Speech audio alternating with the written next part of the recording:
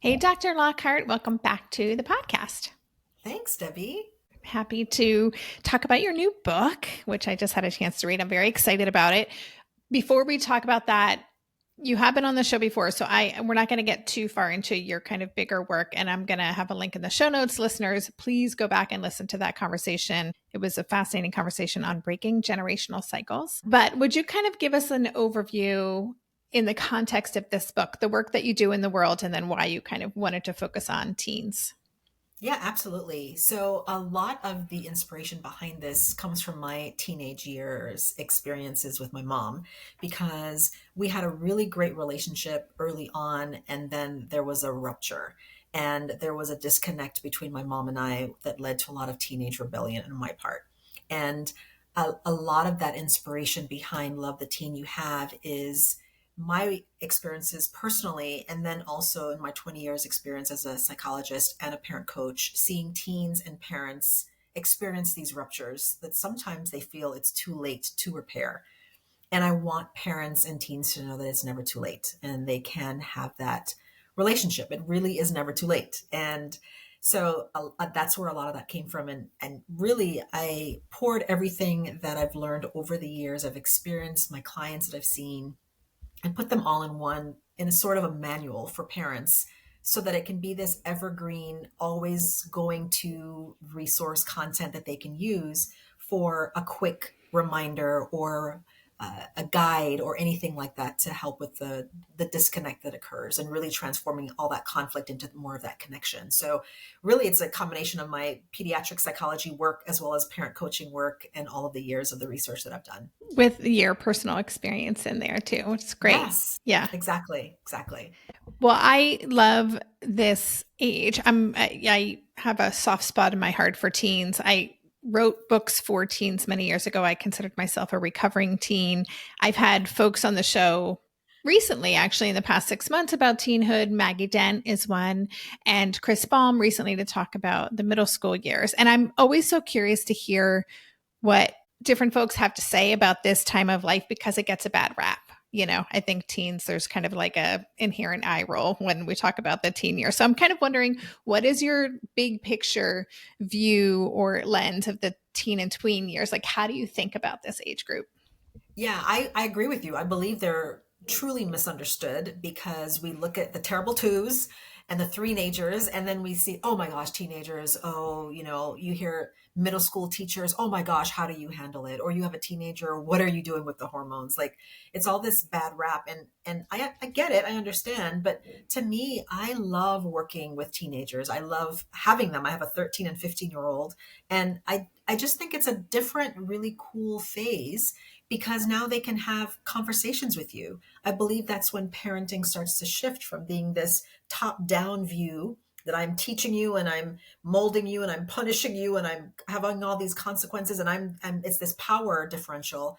And I believe it shifts, or it should shift, when they become teenagers, because now it should be more collaborative, and it should be more of talking about what's going on in their mind, what their goals are, because you're raising them to be functional adults, functional, healthy, well-balanced adults. So it should be less about you rescuing and fixing and thinking for them and more collaboration. And so when we can stop seeing it as this conflictual top-down relationship, I think it does become more enjoyable. It becomes more equal in a sense of, this is a collaborative thing, that if there's something going on with my teenager, I can get curious rather than moving into punishment mode. And I believe that many times parents don't find it enjoyable because they haven't shifted their parenting style. And Yeah. that's what makes it miserable. Yes. I want to talk about that a little more. So, again, I want to just rename the book for listeners. It's called Love the Teen You Have. And that is one of the things I loved about the tone of the book is it's aspirational and intentional. And you're posing this question like, what do you want this to look like? And then be intentional about creating it. And I'm wondering about that shift because, and I'm thinking particularly for the audience of this show with neurodivergent kids, often we are maybe micromanaging things more than parents of a neurotypical child might be. We might not know exactly when to kind of step back. And so can you talk more about that shift to pivoting to a more collaborative approach? Like how does that happen, and how can parents kind of start to realize, oh, it's time to start making some changes here? Well, and the point that you bring up with the neurodivergent child is very important because you cannot parent all your kids the same, and you should not expect the same things or that they will be able to meet certain milestones at the same rate. So you have a kid who's autistic or ADHD or anxious or OCD or depressed or has epilepsy, has scoliosis, like whatever it is, that they're not following the neurotypical or even physiological, medically typical path. And there's adjustments that you need to make in that. And as I'm a pediatric psychologist by training, which means that my training and a lot of my early experiences was in a hospital setting. I worked in a military hospital. I worked with children and service members who were medically ill in some way, just some chronic diagnosis or whatever it is. And it was so interesting to be able to, especially if it was a new diagnosis that occurred. You have a kid with cancer, a kid with epilepsy, a kid with a new diagnosis of ADHD or head trauma, or trauma itself. And parents had to pivot. They had to like, oh, I can't think of it the same way. I can't speak to them the same way. I can't have certain consequences the same. Their brain is wired differently now or thinks differently. And I think that transition is so important that it has to occur where it starts really with the parent understanding, okay, what is this diagnosis? What does it mean for my teen?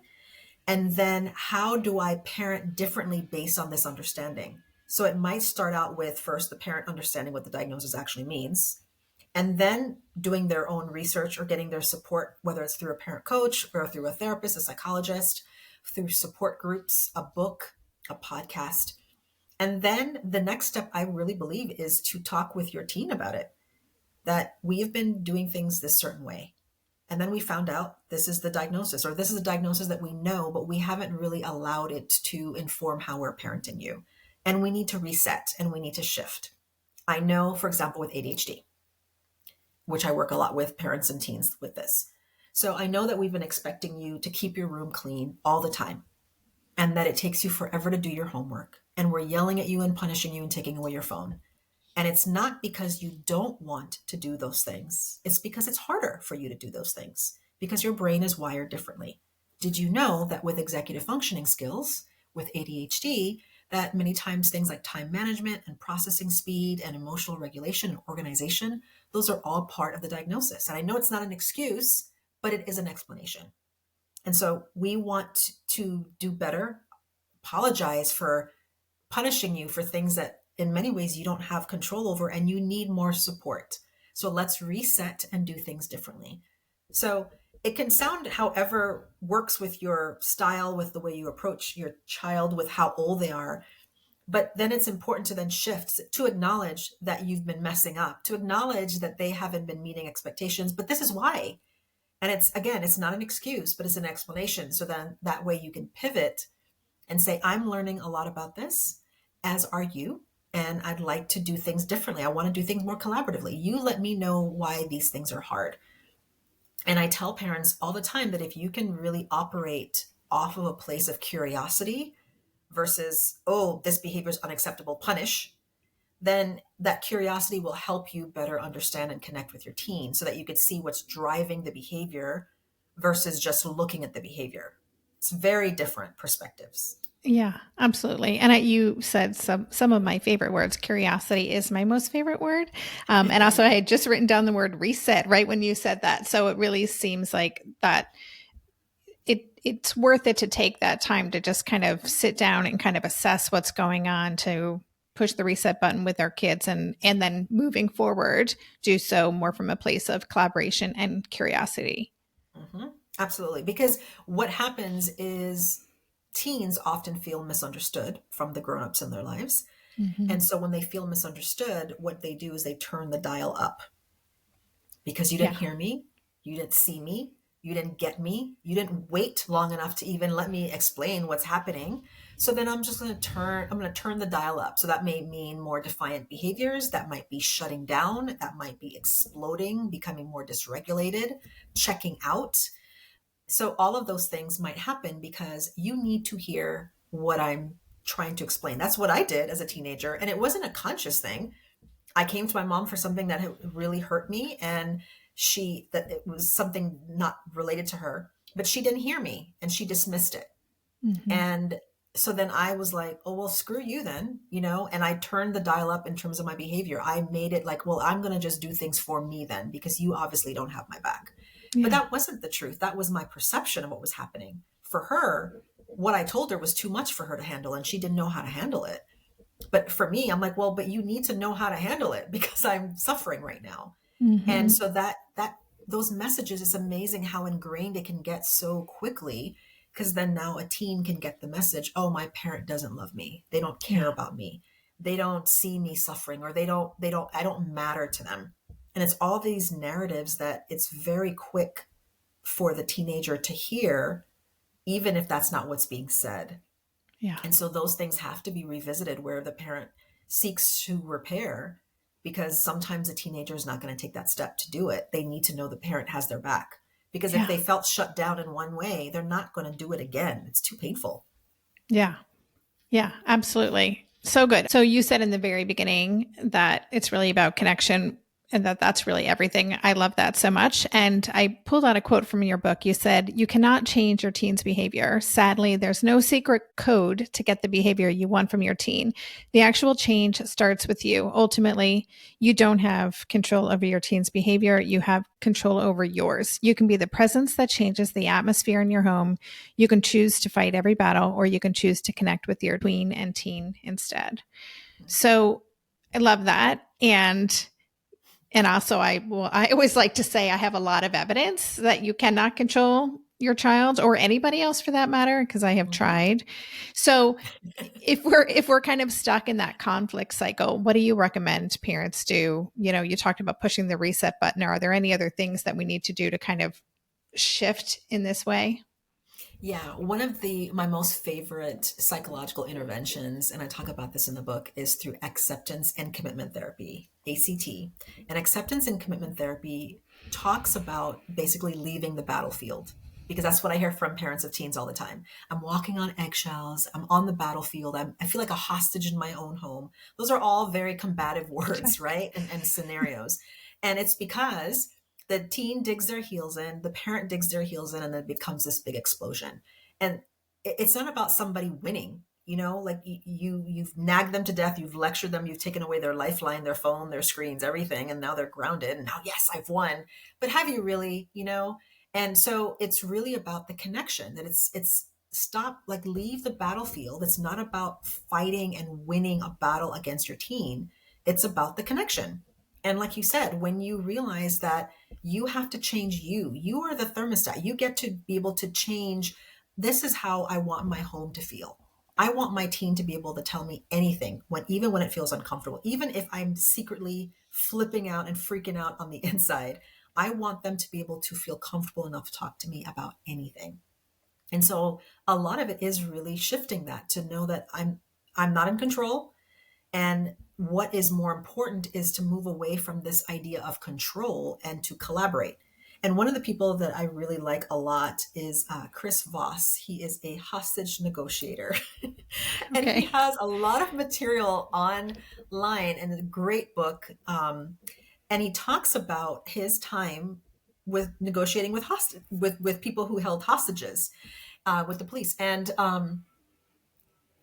I had messaged him and said, a lot of your work reminds me of parenting. And he's like, yeah, absolutely. Because it's this idea that you don't want the criminal to win and kill a bunch of people in the process. You, as the cop, as the department, you want to be able to understand what's happening there. You don't want to give them everything that they want. So then you lose, and then you lose in the process. It's about finding something that's collaborative. What does this person need? What is really going on behind the message? Now, I know it's an extreme example, but it's that same idea, because many times that's what happens in a lot of households. Is like parents are in this battle with their teenager.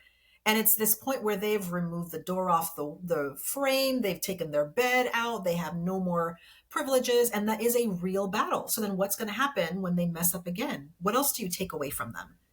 And it's like this game of chicken, where you're like, okay, who's going to cave and who's going to who's going to come out ahead? And that it just doesn't work out that way. And so if we can step back and say, you know, things have not been going well between us. Like, I don't like how I'm yelling and nagging and you're constantly shutting down. Like, this is not the kind of relationship I want. That's how I had it with my parents, and I don't want that with you. And you reset. You say what is there. You take responsibility for your role in it. No shame in it. But you say, I've screwed up and I want to do things differently. I'm parenting the way that I was parented, and I don't want to do that with you. I vowed I wouldn't do that with you, and here we are. So I Yeah. want to do things differently. And then you just reset. You just say, this is what we want to do differently. So that way you move into this place of, it's not this battleground. I'm not at war with my teen, but I want to have a relationship with them, that it can be enjoyable. I can enjoy this relationship. And it's not Yeah. going to be perfect, but it's also about making sure that it's not this constant tension all the time where your house just feels miserable. Well, and also you're setting that intention to have that relationship. And that's really everything. It's not going to be perfect. We are going to continue to screw up. But as long as we keep coming back to that, and just, as you shared that conversation that we would have with our teen, it also, I just think about that teen and what that must feel like to be on the receiving end of that. Like, our teens are very forgiving people if we come to them with vulnerability and authenticity and say those words. So thank you for that. When I think about my relationship I had with my mom as well too, which has since been repaired, a lot of it, I was able to tell her, I wish that I could have shared more things with you. I wish that you had heard me. And when she was able to finally acknowledge that, you're right, I should have listened. I was so much in my own pain, I couldn't hear yours. And Yeah. when I was able to hear that, even as an adult, as a young adult, that, oh my gosh, that's all I needed to hear. Yeah. It was so healing. And I think that we forget that we don't have to do these big grand gestures to repair. It could just be like, I hear you. I am so sorry. I want to do better. And that's it. It could be just that. It could be, and that could be the thing that changes the whole path. But I think we think that it has to be so much like this big gesture, and it doesn't have to be. It can be something super simple and very direct. In relation to what you were just saying, too, I think about this idea of cognitive dissonance, and you write about that in the book. And, you know, I hadn't really thought about it this way, but that we're wanting one thing, or maybe we're valuing one thing as a parent, but we're doing another. And I think you probably see this all the time in your work. I know that I see it in myself and definitely the parents that I worked with. And you wrote, this mismatch leads to that uncomfortable feeling known as cognitive dissonance, where your actions, for example, nagging, clash with your beliefs, which might be fostering independence. And I'm just wondering, what do we do about this when especially in those teen years, right? The stakes feel so high. Homework's not getting done. What do we do? So how do you recommend that parents kind of reconcile that cognitive dissonance? Yeah. So it's sneaky because it shows up as those mixed messages, right? Which is what I highlight in my book and I talk about very often, because that sneakiness is that a parent might say, oh, you can talk to me about anything, sweetheart. And then they admit to being stressed about a bad grade or not doing well in school. And then you lecture, jump down their throat, and take away all their privileges. So the teen hears, oh, I can't actually tell you anything. That's actually not true, and it becomes confusing. So instead, if we can focus on listening without trying to fix right away, and my teens tell me that they really appreciate this about me, that they'll bring home a bad grade, for example, and I'll look at it and I'll say, what do you think happened? And like, oh, well, everybody did badly. The teacher said the test was too hard, or they gave us the wrong unit to study, or I didn't study as hard as I should, or, I got too distracted when I was preparing, whatever it is, there's a million reasons. And I'll be like, yeah, that makes total sense. So what do you think you can do differently next time? And they're like, oh, I can do blah, blah, blah. Okay, sounds good. And then like, they're like kind of waiting. And then they're like, that's it. I'm like, yeah.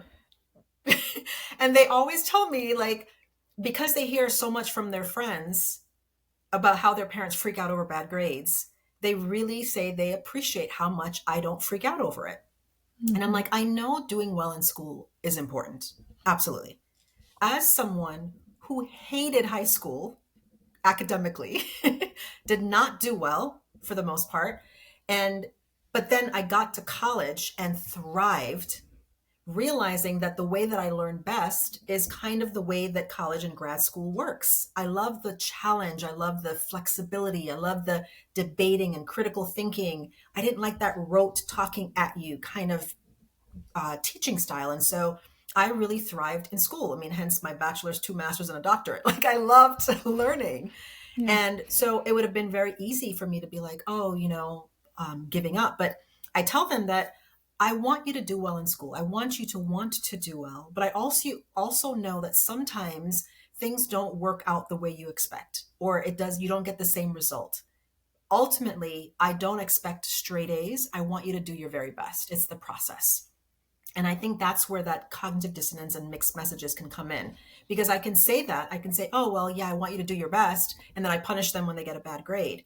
And that stuff is confusing. And so we have to make sure that we send in clear messages so that your teen knows that I'm safe to share whatever it is that I want to share, that my parent has an open mind, so that something is happening. And it goes back to that curiosity that I mentioned earlier. Be curious about if it's a failed grade or a messy room or sneaking out of the house. Ask yourself, why are they doing this behavior, rather than Mhm. focusing on the behavior. So that way you can speak to the need or the intent behind the behavior. And when we can do that, we are going to be less likely to send these mixed messages, and we'll be less likely to experience this cognitive dissonance, because we'll be living up to the things that we say we value and believe, Yeah. and our teens won't be confused anymore. Right. And it's that easy. Um, no, but I hear you. I think um, just something you said reminded me of one of my favorite lines from Ned Johnson and Bill Sixrud. They say our kids want their lives to work out, right? So if they Yes. aren't working out or they're doing things, it's because they don't know what to do differently, right? They need our Right. support. But I think always assuming that our kids want to be successful, our kids want to feel fulfilled, they want to have purpose, they want all of these things. If they're not, then getting curious, we can figure out how to support them and Right. working towards that. Yeah. And what it is, because they might not know either, but that's why we have to get curious and explore it with them so they can discover it. Yeah. Yeah. Yeah. So one of the themes of my life right now is individuation, which I knew was coming for a long time. I didn't know what it was going to look like, and it's not one event as I'm learning. It's a very long, in my case, a very long drawn out process, which is super uncomfortable for me. And I'm wondering if you could just kind of walk listeners through what individuation is and how you advise parents to kind of best support the natural process. Yeah. So individuation is a developmental stage that should occur when a child is moving into their tween and teen years. And it's basically saying, I am my own person with my own set of values, beliefs, behaviors, attitudes, feelings that's separate from my parent or caregiver. And this is a phase and a stage that is very hard for a lot of parents, especially if they had a very close relationship with their little one, because you have this toddler, this child who is joined at the hip, who thinks the world revolves around you, wants to hang out with you and talk to you and cuddle with you and read them stories and go out with you and go to the bank with you. Like they want to do all these things. And then now and start to individuate, and they're like, whatever, bro. And they want to hang out with their friends, and they don't like that you're a meat eating family and they're vegan. Like there's all these things that start to happen. And you're like, what in the world is happening here? You're not the same person I remember.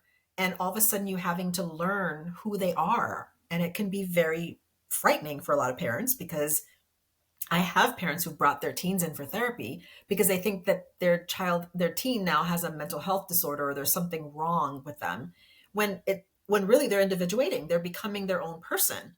And that can come with some stress and some mental health issues, but many times it's just a normal developmental phase. And what develops is that push-pull conflict that is occurring between the teenager and the parent. So yeah, that individuation is that I'm this person with my own thoughts, feelings, behaviors, values, and that might be very different from yours because I'm becoming my own person and having more exposure to other things and people.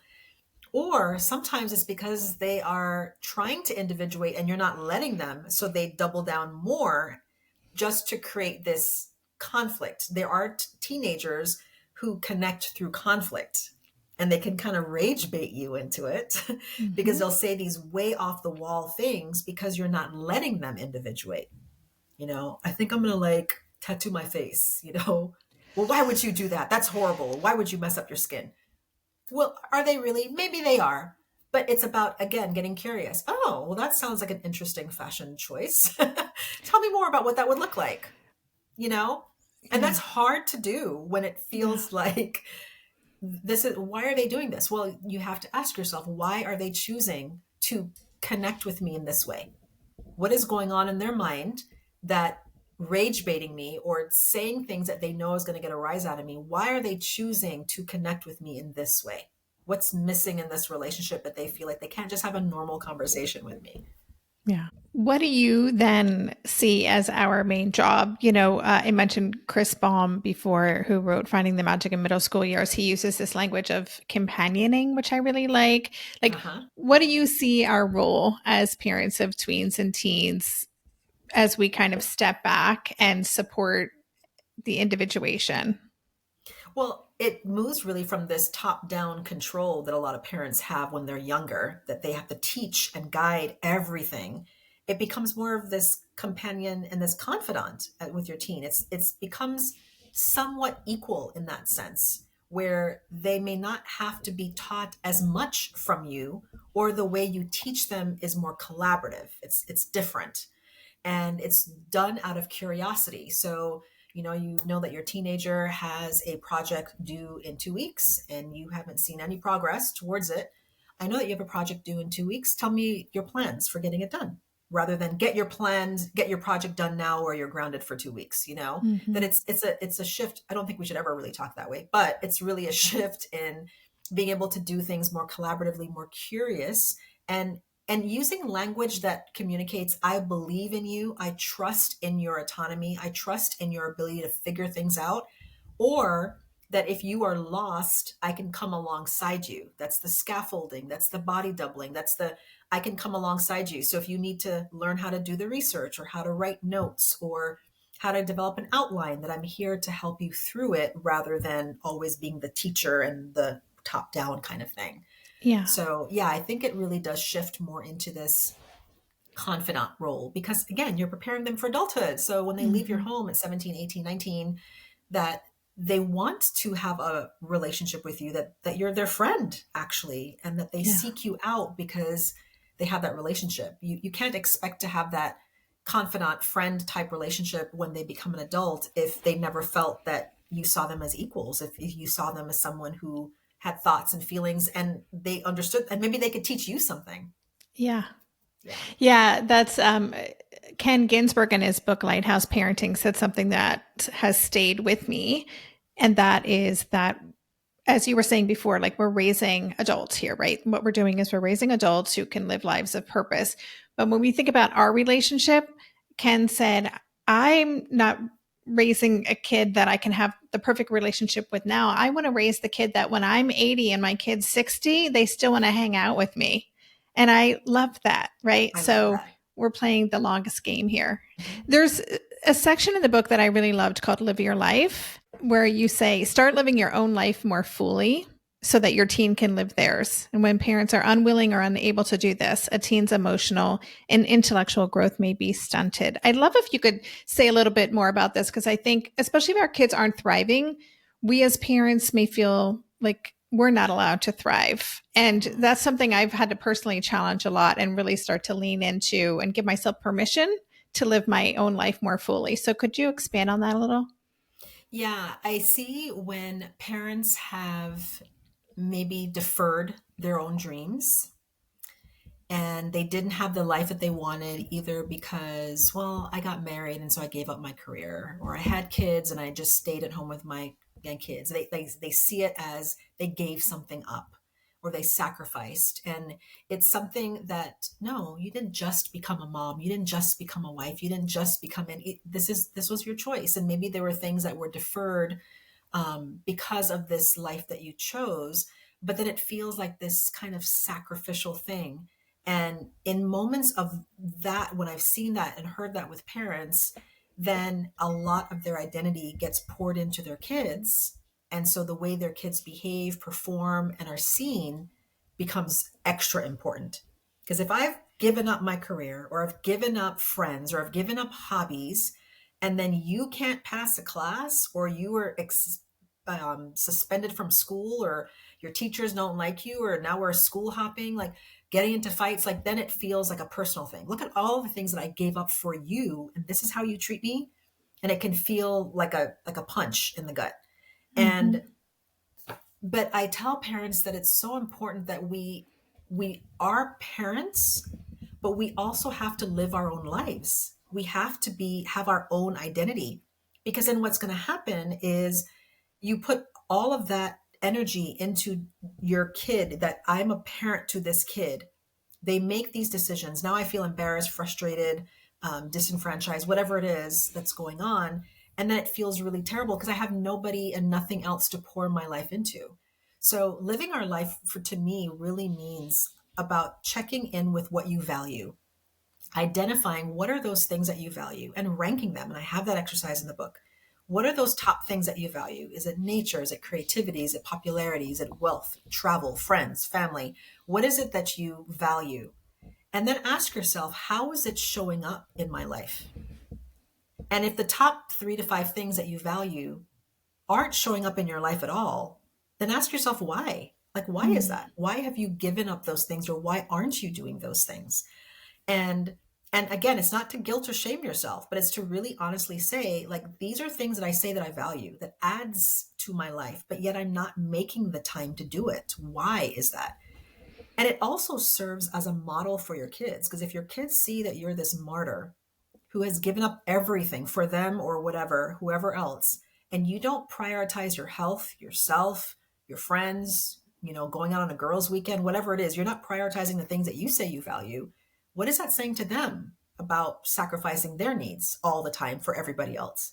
Yeah. And then once they leave the home, many times that's why people get divorced, or they go into depression, or they feel bad about themselves, or they then clingy with their kids because they don't have a life outside of parenting either. Yeah. So I really feel strongly about that. I really think that for me personally, I am a better mom when I go on dates with my husband.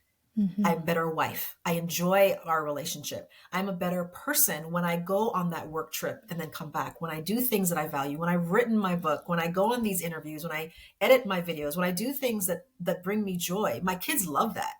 They just came with me to a presentation I did last weekend, and my daughter was the videographer, and they were listening to me speak, and she's like, that's really cool. I think I want to do that when I grow up. Oh, Like, I want cool. my kids to see that I'm doing what I love while Yeah. still being a mom too. Now, is it hard to balance it all? Absolutely. But it's also important that we live our life, that you are more than just anything. You have your identity in various pots, and that's okay. Mm-hmm. Yeah, so good. Such a good reminder. I was going to wrap up, and we are going to wrap up, but I just wanted to mention this one other exercise that I loved so much from your book. You suggest that parents look for an old picture of their tween or teen. You say this will help you look back and get back in touch with with the child you remember. Will help spark a new connection. Can you say a little bit more about that? It was so sweet to me. It's something that I did maybe about a year ago. I keep this one particular photo in my drawer over here that I need to look at every now and then. So can you talk about that? Yeah, it's such something that I accidentally came across in terms of what I saw the effects of. We have a digital picture frame, and I have it by on our counter where we eat breakfast in the mornings. And it scrolls through all these different things, and it has pictures of them when they're a baby, when they had their first car ride in their little buggy, all these different cute things that they did. And they're always like, oh, when was that? Oh, look at my first teeth. Oh, and it's just every time we see it, even if somebody's in a bad mood, it's just instantly changes the atmosphere. It warms our hearts. And then I remember that. I'm like, oh yes, I remember that day. We were in this store and then you were doing that. Oh, you threw a tantrum, but then you were like, sorry, mommy, like whatever it is, like we have these special moments. And when you are going through struggles with your teen in the moment, you forget about those. You just see this teen in front of you and you're like, oh, why are you so difficult? Mm-hmm. And you think that you failed. But then when you look back and you can be like, oh, I delight in this kid.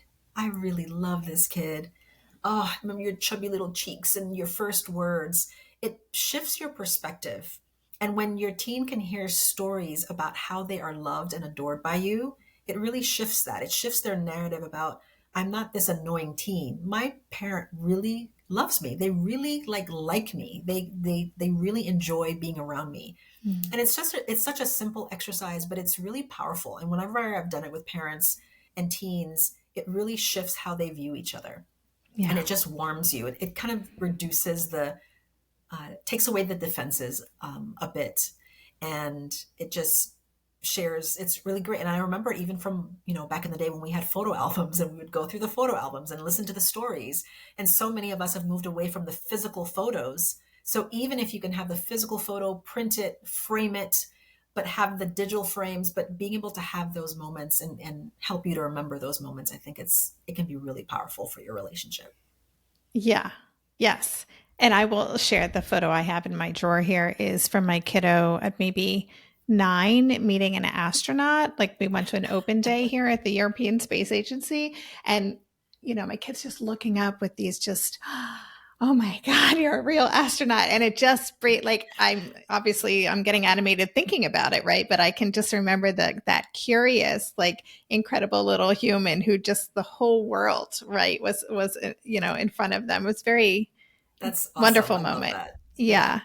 And I just want to touch upon one other thing you said, and then I really am going to wrap this up. But, one of the things you just said is that we want our kids to feel that we enjoy them and that we like them. And, I'll never forget the, time I was just having like a coffee break with my kid. And I just said, I really, of course I love you, but I actually really like you. Like, I really like spending time with you. And those moments, that means so much to our kids. Like, it's different. Like, love almost feels like obligatory, but like is a Yes. choice, right? Totally.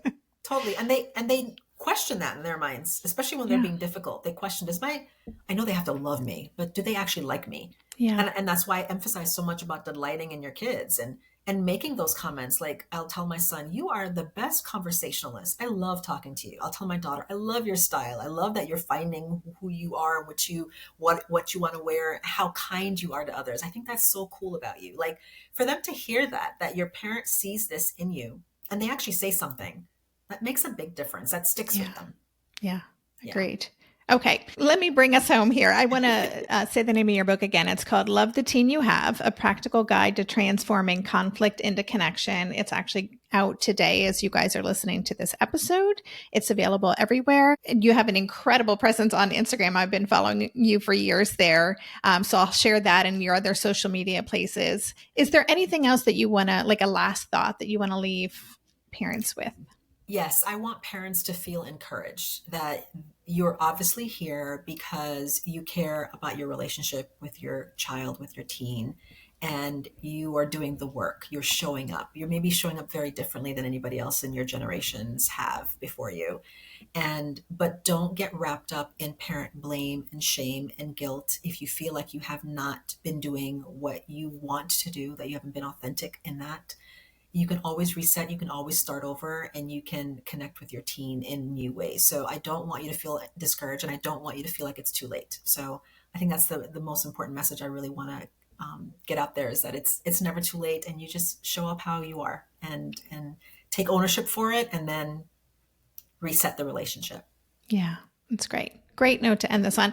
Thank you so much for spending extra time with us today. Congratulations on the book. It's wonderful. We just scratched the surface, I feel like, but listeners, you're getting a sense of the compassion and the vibe of the book, and it's very empowering and, again, aspirational. So thank you again, and congratulations, Ann-Louise. Thank you, Debbie. Thanks for having me.